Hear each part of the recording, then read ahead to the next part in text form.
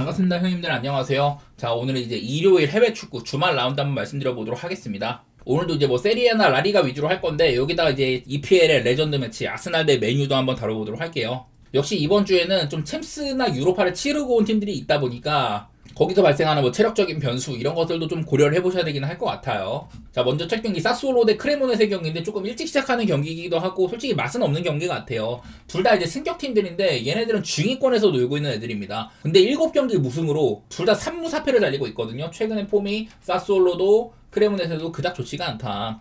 뭐 사스올로는 근데 뭐 최근에 나폴리, 로마, 유베 이런 팀한테 3연패고 크레모네세는 막 홈에서도 베로나 칼리아리랑 비겼었어요. 뭐 둘 다 좀 여태까지 승격팀 치고 선전한 편이긴 하지만은 좀 DTD가 와도 이상하지는 않은 것 같다. 뭐 사솔로가 홈이니까 배당도 그렇고 약간은 좀 앞설 만한 요량이 있어 보이는데 그냥 저는 뭐 고배당 말고는 생각이 안 드네요. 딱히 뭐 선택하기에는 그냥 별로인 경기처럼 보입니다. 그 다음은 아탈란타 대 파르마입니다. 야, 아탈란타가 피사랑도 비기고 리그 최약체 피사랑도 비기고 요즘에 믿음이 아예 없는 상태예요. 챔스에서도 제가 빌바오가 공격이 엄청 구리다. 또 원정에서는 답도 없다 이랬는데 챔스에서 빌바오한테 패배해버렸죠. 뭔가 감독을 바꾸고 나서 그 전에 유리치 감독은 공격적인 아탈란타 색채가 맞지 않는 수비적인 감독이다. 대신에 새로운 팔라디노 감독은 몸짜에서도 공격적인 역량을 보여줬다 이런 식으로 좀 봤었는데 근데 이제 그냥 가스페리니 이후 과도기라고 봐도 그냥 무방한 요즘 상태인 것 같거든요. 그리고 뭐 파르마는 요즘 무승부가 되게 맛있습니다. 얘네들이 일단은 극 언더팀이기도 해요. 시즌 21경기 동안 지금 36점이 났으니까 안 그래도 올 시즌 세리에가 조금 언더 양상인데 그 중에서도 으뜸인 팀입니다. 버티기 능력도 괜찮고 무승부도 꽤 많고 이래갖고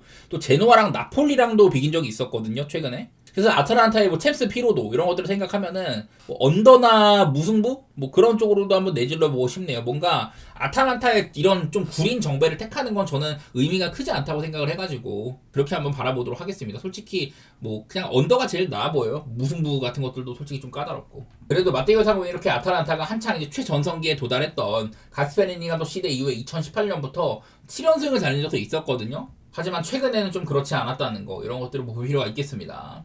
자, 그 다음은 이제 제노아 대 보로냐입니다. 제노아는 일단 베로시 감독이 오고 나서 잘 안 지고 있어요. 최근 1승 3무기도 하고 이 중에는 밀란이랑도 비긴 적이 있었습니다. 그리고 볼로냐는 이제 좀 유로파를 치르고 왔는데 홈게임이었거든요. 근데 이제 퇴장당한 셀틱과도 무승부가 났어요. 전방 압박에 고생한 실점이라던가 또 그 다음에 한 명이 모자란 셀틱한테 실점까지 하면서 결국에 뭐 비기긴 했지만 내용이 썩 좋지는 않았습니다. 좀 로테이션을 준 거긴 하지만 어쨌든 요즘 볼로냐는 믿음이 크지 않아요. 좀 패배가 많아졌다는 거 이런 것들이 좀 보이고 있는 와중에도 하고 그냥 사우디 슈퍼컵 리스크 이런 것들을 제대로 맞는 팀이지 않나 뭐 그런 생각들이 듭니다. 딱 봐도 지금 많이 지고 있거든요. 슈퍼컵 갔다 온 이후로는 딱 1승밖에 없는 1승 3무 3패 이런 모습입니다. 이게 얘네들의 그냥 언더오버 상태로는 굳이 따지자면은 그냥 좀 오바팀에 가깝기는 해요. 볼로냐는 21경기 54득점 제노아도 21경기 51득점. 이게 뭔가 제노아가 옛날에는 언더팀이었는데 올 시즌은 별로 그렇지는 않더라고요. 그래서 언더보도 별로 뭐 맛은 없고 이게 뭔가 뭐 제노아의 프렌을 보기에도 배당이 너무 맛이 없더라고요. 이게 볼로냐가 최근 2, 3년 동안 엄청난 상승세에 있습니다. 챔스까지 나가고 이랬는데 근데 그런데도 제노아가 곧잘 좀 잘 이겨온 게 보이죠. 그래서 뭐 결국에는 사실 그냥 좀 맛이 없는 경기처럼 보입니다. 굳이 건드려서 좋을 거 없는 뭐 무승부나 제노아의 프렌을 약간 생각하고 있는데 솔직히 제노아 프렌도 저 배당이면 갈 정도는 아니라고 생각이 됩니다. 자, 그 다음은 유벤투스 대 나폴리 경기입니다. 요즘에 분위기 차이가 굉장히 명료한 편이에요. 유벤투스는 확연한 상승세고 또 이제 지거나 비겼던 경기들도 좀 억울할 만하다. 제가 그런 얘기들을 매번 들었었습니다. 그리고 나폴리는 또 챔스에서 35분 만에 퇴장이 나왔던 코펜하겐한테 그냥 비기고 와버렸죠. 유벤투스는 벤피카를 2대0으로 홈에서 제압을 했는데 이게 맞대결로는 유벤투스가 지난 5년 동안 2승 2무 7패로 열세였거든요. 제가 지난번 맞대결 때도 나폴리가 홈에서는 유베한테 굉장히 강했다. 그리고 햄무 비율도 높다. 이런 것들 말씀을 드리면서 딱 그때 햄무로 마무리가 된 적이 있었습니다. 근데 지금은 약간 이제 한 달 좀 넘게 지났지만은 그때랑은 아주 달라 보여요. 확실히 유벤투스가 감독을 바꾼 다음에 명확히 좀 괜찮은 축구를 하고 있다. 제가 그런 것들을 요즘 계속 말씀을 드리고 있고 제가 저번에도 나폴리가 뭐 라흐만이나 뭐 폴리타노가 부상 중이다. 여기다 한창 잘하고 있던 뭐 네레스도 그렇고 앙기사도 이제 카메룬 대표팀 갔다가 이제 복귀한 지 얼마 안 되고 상태가 조금 좋지가 않죠.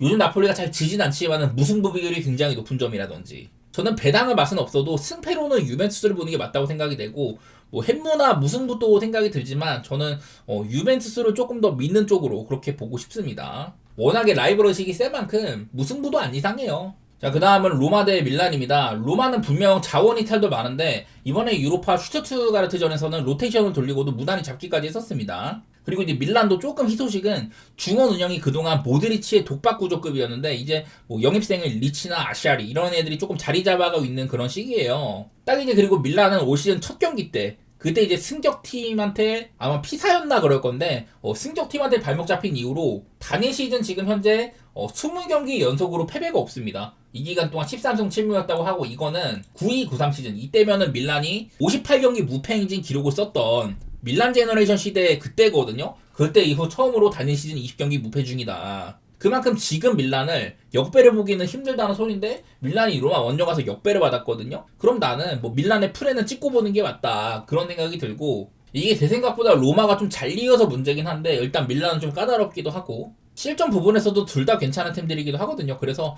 언더도 조금 생각이 나긴 납니다.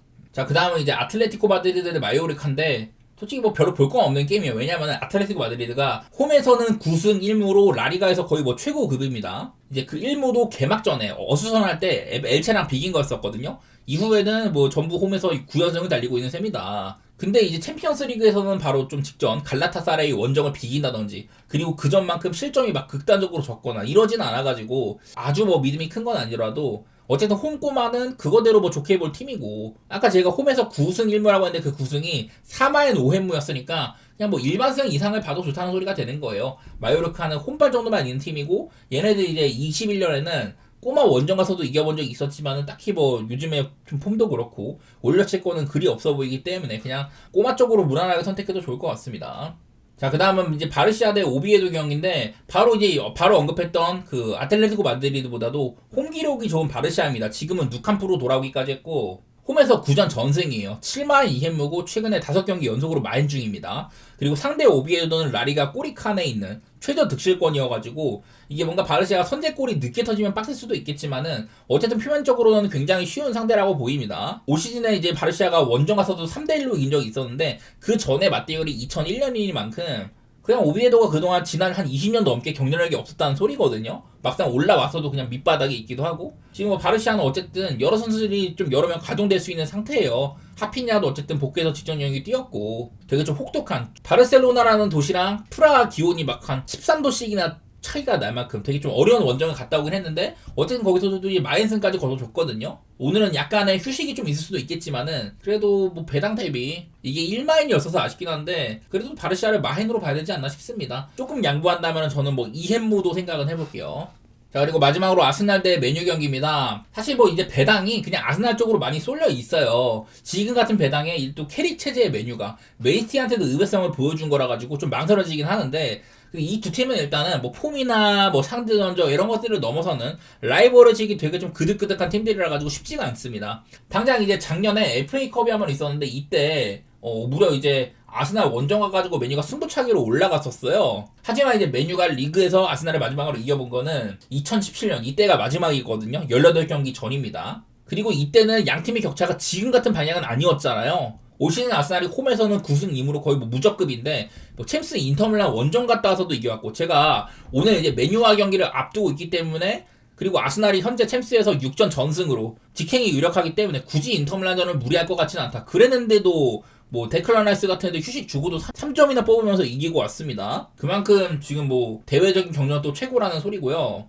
뭐 이래갖고 메뉴는 그냥 체력적 우위가 있는 점 정도? 그 정도만 좀 있는 것 같은데 그래서 뭐 분석으로는 아스날이 거의 뭐 흠이 없어 보이는 급이지만은 이런 경기 외적인 요소들 그런 것들 때문에 조금 빡센 것 같긴 하네요. 어쨌든 간에 맞대결로도 최근 전체로도 뭐 리그에서는 5승 1무 중이고 또 아스날이 홈에서는 그때 2017년 마지막 패배 이후로는 6승 1무를 달리고 있는 셈이니까 뭐 어쨌든 아스날 사이드를 보는 게 맞아 보이긴 합니다. 저는 아마 무승부보다도 그냥 아스날을 바꿔 갈 것 같고요. 1마일이든 1햄모든 좀 더 고배당을 노리는 선택을 한다면은 뭐든 선택할 만할 것 같아요. 자, 그래서 오늘도 여러 가지 것들을 말씀드려봤습니다. 약간 좀 라이벌 매치도 좀 있는 편이고 챔스를 갔다 온 팀들이 홈발을 많이 받는 뭐 그런 면모도 있는데 과연 어떻게 극복이 될지 재밌을 만한 라운드인 것 같긴 한데 솔직히 뭐 돈 거기는 조금 빡세 보이기는 하네요. 무튼 뭐 도움 되셨기를 바라고 저는 이제 또 이제 주중 챔스에서 인사드리도록 하겠습니다. 감사합니다.